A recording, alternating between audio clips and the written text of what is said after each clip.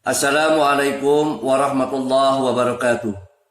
Innal hamdalillah wa usolli wa usallimu ala Rasulillah sayyidina wa nabiyyana Muhammad ibn Abdullah wa ala alihi wa sahbihi wa mawalah, amma ba'd. Ikhwanul muslimin wal muslimat rahimakumullah. Segala puji hanyalah milik Allah Subhanahu wa taala.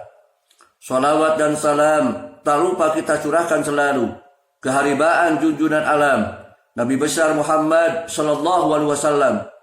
Tak lupa kepada keluarganya, kepada para sahabatnya, hingga kepada kita semua sebagai umatnya sampai akhir zaman. Ikhwanul muslimin wal muslimat rahimakumullah. Bulan suci Ramadan adalah bulan Al-Quran diturunkan oleh Allah Subhanahu wa taala kepada Nabi Muhammad sallallahu alaihi wasallam melalui perantaraan malaikat Jibril. Peristiwa turunnya Al-Quran dikenal dengan Nuzulul Quran, yang setiap malam 17 Ramadan diperingati oleh umat Islam. Pada kajian kali ini, saya ingin menyampaikan pembahasan yang berjudul Hak-Hak Al-Quran.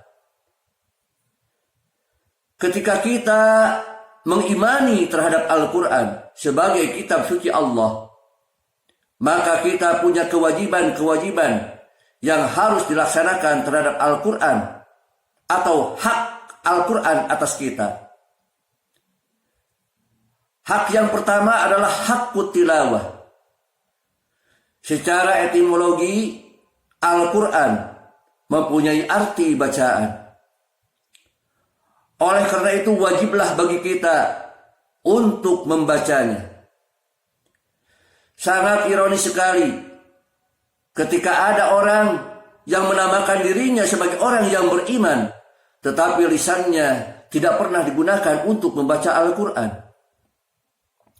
Sangat ironis sekali ketika ada orang yang mengatasnamakan dirinya sebagai orang yang beriman, tetapi di tenggorokannya tidak pernah keluar satu huruf pun dari Al-Quran.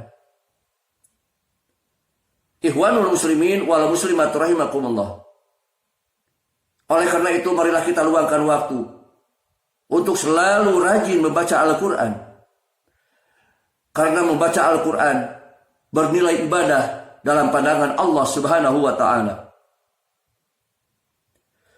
Bahkan Nabi Muhammad sallallahu alaihi wasallam menjelaskan kepada kita bahwa barang siapa yang membaca satu huruf dari Al-Quran, Allah Subhanahu wa taala akan menganugerahkan 10 kebaikan.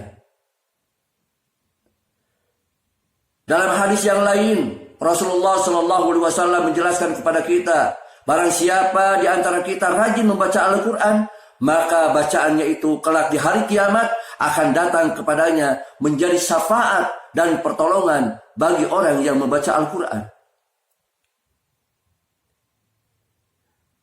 Bahkan dalam hadis yang lain Rasulullah SAW memberikan satu perumpamaan bagi orang yang tidak pernah membaca Al-Quran.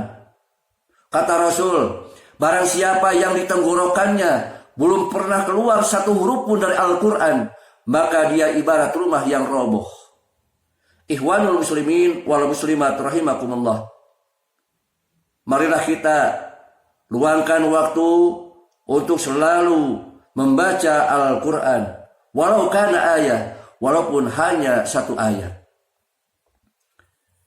Hak yang kedua adalah hakut tadabur. Artinya setelah kita lancar membaca Al-Quran, maka kita laksanakan kewajiban yang kedua terhadap Al-Quran, yaitu memahami, menghayati, dan merenungi isi kandungan Al-Quran.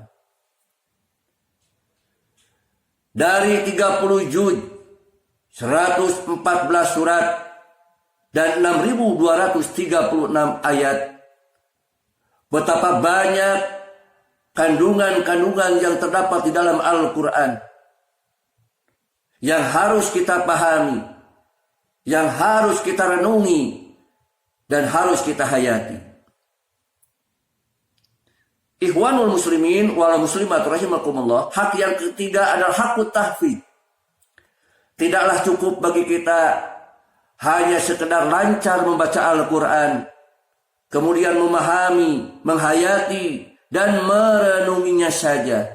Tetapi ada kewajiban kita terhadap Al-Quran yang lainnya, yaitu menghafalkannya. Ulama-ulama terdahulu itu sangat kuat sekali hafalan terhadap Al-Quran. Bahkan Imam Syafi'i di usia 10 tahun, beliau sudah tahfiz Quran. Dan di zaman sekarang, kita bersyukur kepada Allah Subhanahu wa Ta'ala dalam rangka membumikan Al-Quran. Salah satu stasiun TV menayangkan satu tayangan tentang hafiz Quran.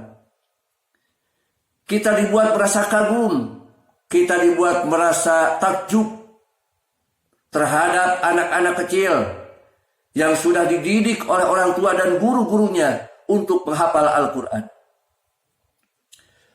Bahkan saya masih teringat ketika tahun 2015, seorang anak kecil belum genap usia 6 tahun, sudah hafal Quran sebanyak 30 juz. Subhanallah. Kita mesti bersyukur kepada Allah Subhanahu wa Ta'ala bahwasanya ada di antara generasi-generasi umat Islam yang sampai saat ini begitu mumpuni dalam menghafal Al-Quran. Ikhwanul muslimin wal muslimat rahimakumullah. Hak yang keempat adalah hakut tabligh. Ketika kita sudah lancar membaca Al-Quran, lantas merenungi, memahami, dan menghayati isi kandungan Al-Quran, dilanjutkan dengan kita menghafalkan Al-Quran, maka kewajiban kita yang keempat adalah menyampaikan Al-Quran.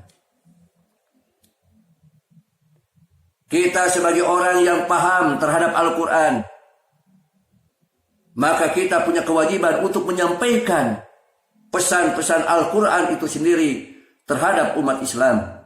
Balighu anni walau ayat. Sampaikan olehmu walaupun hanya satu ayat. Ikhwanul muslimin wal muslimat rahimakumullah. Itulah kewajiban-kewajiban yang harus kita laksanakan terhadap Al-Quran. Kewajiban pertama, kita harus membaca Al-Quran. Yang kedua, mentadaburi, menghayati, mengamalkan, dan juga merenungi isi kandungan Al-Quran. Kewajiban selanjutnya adalah menghafalkan Al-Quran. Dan kewajiban yang keempat adalah menyampaikan pesan-pesan Al-Quran kepada umat Islam. Mudah-mudahan ketika kita mampu melaksanakan 4 kewajiban terhadap Al-Quran itu sendiri, insya Allah kita akan menjadi umat yang terbaik.